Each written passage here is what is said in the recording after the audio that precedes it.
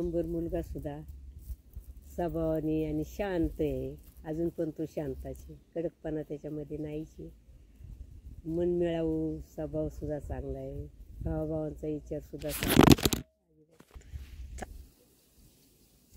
शंकर खूप स्वभावाने छान आहे. शाळेत जरी गेला तो कधी जेवायचा नाही आणि पेढे खाऊ कुणी काही बी करू हा मागायचा नाही, देवासारखा बसणार. शाळेत गेला तरी कोणाचं भांडण नाही, तंटा नाही, काय नाही काय नाही, शांत बसायचा.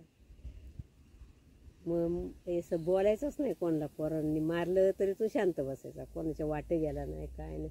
तसं हा कोणाचा शब्द खाली पडून नाही दिला, पण यांनी नाही, कसंच नाही. कुणी बोलू काय हो, अजूनही त्याचा स्वभाव बदललेला नाही आहे, तसंच तसं आहे. त्याचं पण शिक्षण पूर्ण झालेले, MA झाला आहे.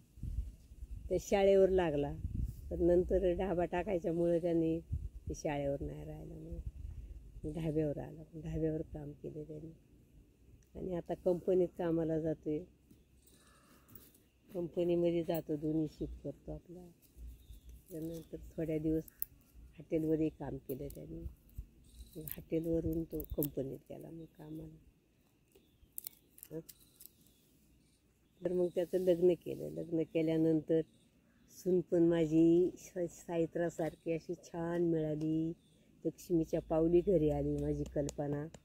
खूप छान आहे, भांडकी नाही काय नाही काय नाही, मनमिळावू आहे खूप. कशी सासू संग भांडली नाही आहे, कशीच नाही. आता ती परवडणे सोसायटीमध्ये करते काम. सोसायटीमध्ये